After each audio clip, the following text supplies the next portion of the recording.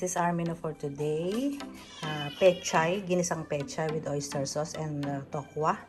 And then magchi-chicken curry ako. And lechong paksiw. Ayan, requested kasi yan. See you later. Hello, good morning.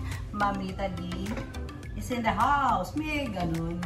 So, ayun, good morning, and blessed Thursday po. O, diba? Bilis ng araw. Kama-Monday lang, Thursday na naman. So, excited na tayo sa weekend na naman. Di po ba? So, first, eto na tayo. Parang hindi na tumagal ang ating chika-chika. So, I hope we are all okay and fine. Di po ba? So, again, ito na ang aking isi-share na menu for today. Again, very simple, pero masarap. Ayan, magigisa po ako ng pechay with tokwa. Tingnan nyo kung gano'ng karami. Tokwa and oyster sauce. Ako rin po yung mag-chicken curry and magpapaksiw na lechong kawali. Ayun. So, yun po ang ating menu for today na sana masundan nyo at sana po ay magustuhan nyo etong aking menu for today. O, yung iba po ba, nakasubscribe na po ba? At nakapanood na po ba ng aking video? Sana po ay patuloy niyo po akong subaybayan sa journey ko na ito ng pagluluto at pag-share sa inyo ng aking menu everyday or aking ganap sa buhay everyday. So, first things first, tayo ay mag-start na. Ito ay pinapa-cool down ko muna. Nilaga ko na yung ating ipapaksiw na lechon. Mamaya. Para lamigin ko muna. Nakaready na yung pagkakituhan. Magigisa po tayo ng chicken curry muna. Unahin po natin yung chicken curry. Siyempre, kailangan lang ng konting oil. And siyempre, luya. Una po nahin natin ang luya. So, luya muna. So, alam nyo na, yan, dapat lulutuin natin muna ng maigi ang luya. Okay? Balikan ko po kayo. Ayan, I'm back. So, ito na po yung ating luya. Okay yan. Lagyan natin ng bawang. Tapos, pinapakulo ko na rin yung mantika. Dito tayo kasi mag-fry ng ating liempo or baboy para sa lechong paksiw. Okay na naman ang ating mga agad.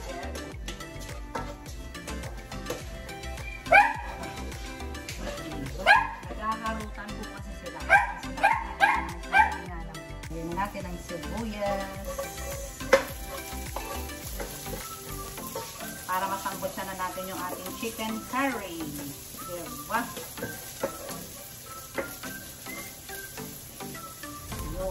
Lagyan na natin ang chicken. Patis. Important is the patis. Lamihan ng patis para may lasa na siya kaagad. Madali namang mag-adjust na kasi may sabaw naman yan. Pakatasin muna natin itong ating chicken curry.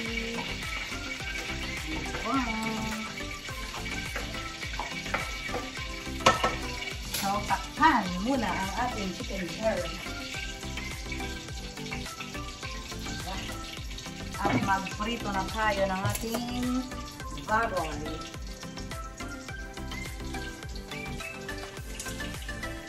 Tapos, papaksiwin natin. O, diba? Medyo matrabaho to, pero masarap. Diba? Ipritohin muna natin yung ating pork. Mas maganda to liempo, kaso masyadong mahal ang liempo. So, baboy lang, na-slice ko na lang na paliempo. O, diba? Parang lang, mga madam. So, ayan, sangkutayin muna natin yung manok, yung chicken curry, and then mag-fry ko muna ako at babalikan ko kayo. Ayan. So, naprito ko na yung kalahati ng ating baboy habang ako'y nagluluto ng chicken curry. Ayan. At nasangkot siya na rin ang chicken. So, ang gagawin ko po, ilalagyan ko ng powder. Curry powder. I like curry powder very, very much. Madali lang din po ang chicken curry. Alam niyo naman po yan, di po ba? So, napagkasangkot siya natin, syempre, ilalagay natin ang ating mga extender. Dito ba? Yun, sarap. Favorite ko po ito, mga chicken curry. Kayo din po ba? Kayo din po yung favorite niyo. So, yung napansin nyo, pag yung maglalagay ng mga patis, ganyan, paminta, hindi ko na masyadong inaano sa inyo. Kasi, siyempre, di ba, according to your taste naman palagi ang ating pinag-uusapan. So, ayan, paminta, nilagyan ko. At lagi nyo huwag kakalimutan konting asin. Ayan. Konting asin. Kasi yan po yung nag-enhance ng lasa. And a little bit sugar. And then, ilagay na natin yung ating mga alaga. Oh, carrots, patatas, bell pepper.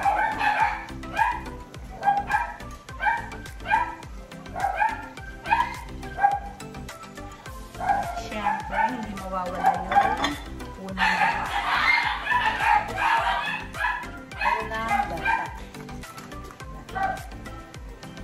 Unang gata lang muna. Sarap. At huwag kakalimutan ng water. Sayang ah. Sayang water. So, dyan na natin siya pakukuluin. Takpan again. Huwag mo lang haluin. Diba? Tapos, ang ating piniprito, siyempre, huwag kakalimutan, balik ka rin. Huwag masyadong tosta naman kasi titigas.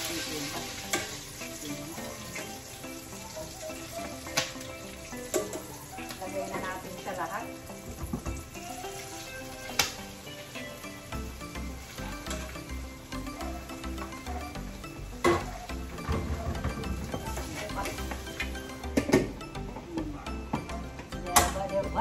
So again, babalikan ko kayo.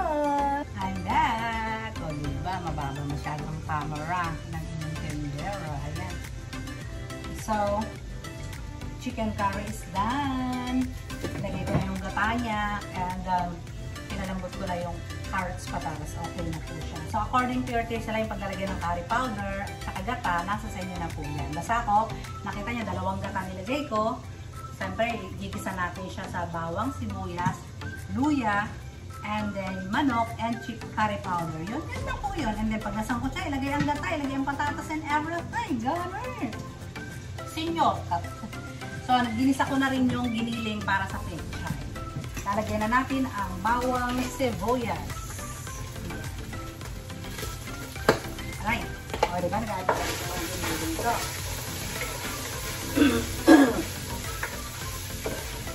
Bawang. Ang bawang. Oh, diba?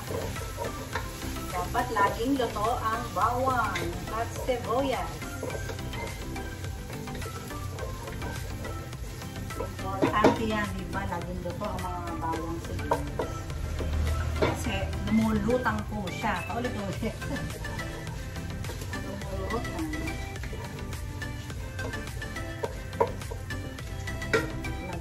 Sibuyas.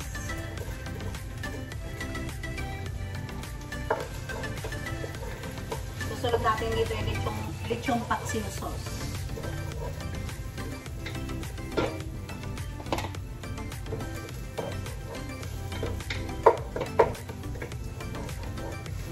Mabuti ang sibuyas. Isama na ang kamaris.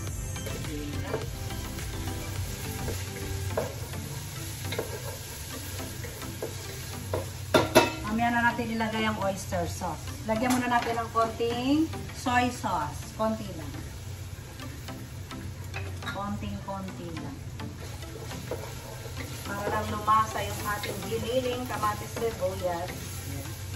Siyempre, timplahan na rin natin ang pepper. Pepper.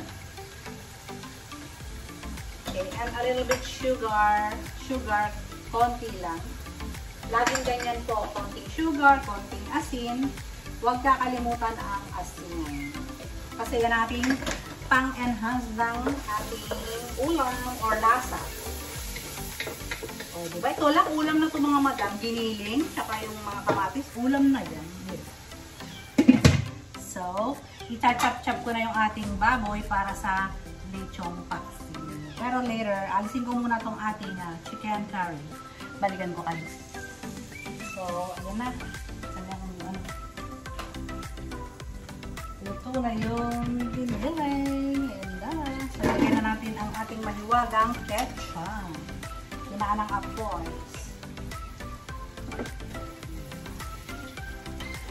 Dami nito mga madam. Ewan ko na lang pag nabitin pa aking mga sopo. Ang dami-dami yan. Ito naman ay isang kulo lang. Luto na ito mga madam. Kukulo na yung kabila.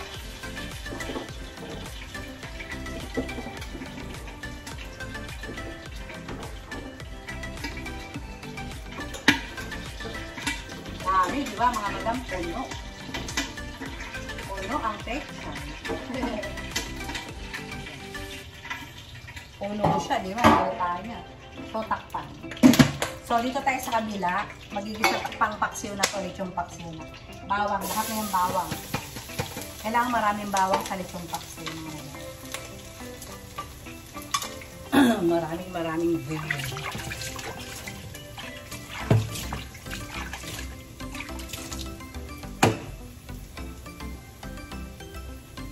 Diba, luto agad yung bawang, ha? And then, lahat ng sibuyas.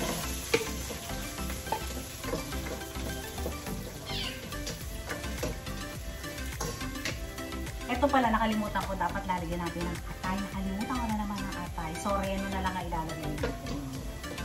Reno liver spread.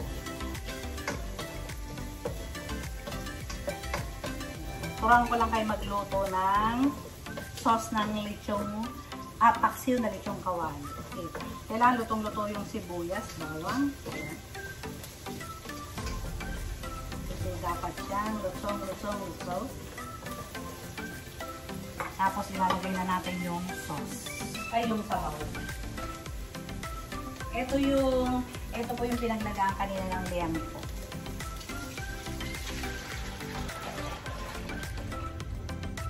Lagyan muna natin lahat.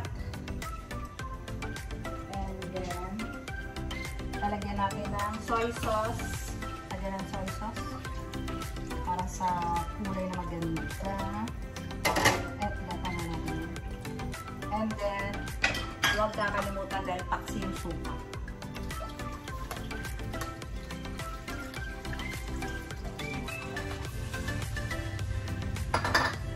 Okay. At huwag kakalimutan ng sugar. Dapat brown sugar, pero marami naman akong white. Ganun pwede na yung white sugar. Kalahati talagyan natin. At huwag kakalimutan ang paminta. Maraming paminta. Ganyan lang siya kadali. At huwag kakalimutan ang laurel. Nung nilaga ko, meron na. Pero lagyan uli natin. Diba? Parang mas siya. Ayan. So, mga madali ito papakuluan. Pakuluan lang natin yan. Pakuluan lang. And then, ilalagay natin yung breadcrumbs mamaya. Iyon ang sikreto, breadcrumbs. At chachapin ko muna to, ha? Okay, see you later. Ayun na nga, di ba? Pawis ang tindera niya. So, ayun na. Kumukulo na yung ating sauce ng paksiw na lechon. At luto na yung ating, tignan yung pechay ng kalahati. Di ba? Punong-puno yan. So, nilagay ko na yung tokwa at oyster sauce. According to your taste na lang po, kung anong gusto nyong lasa, maalat ba, matabang. Ako po ay 2 oyster lang nilagay ko doon. So, dito na tayo sa ating paksiw na lechon. Ilagay na natin ang breadcrumbs.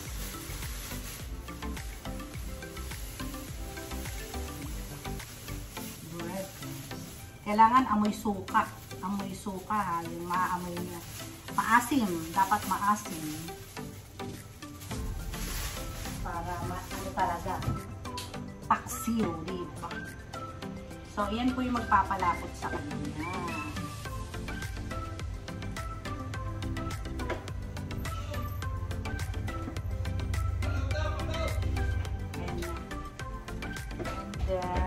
Lalagyan natin siya ng konting oysters. Ay, pwedeng lagyan din to ng oyster sauce kung gusto niyo pa siya talaga.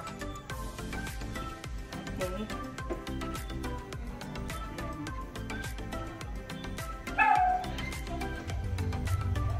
Ayan siya. Malapot na po yan. Diba? At ito, chachapin natin ang ating, hindi ko pala chop-chop, o, diba? So, babalikan ko na lang kayo. Hello! So, ayan. Ito na yung last natin. Na-chop ko na. Nakita nyo naman kung paano ko ginawa yung sauce, diba? So, asa sa inyo na lang yan kung gusto nyo ng malapot or may konting sabaw na kagaya niyan. Diba? Ganun ka kasi ko. Ito nyo lang naman. Ang ating lechong paksiw. So, it's bye-bye time na again. At I hope na nagustuhan nyo yung ating menu for today na chicken curry, paksiw na lechong kawali, and ginisang pechay. O, magluluto na yan. So again, it's bye-bye time. Maraming salamat. Stay healthy always and God bless us all. Bye-bye!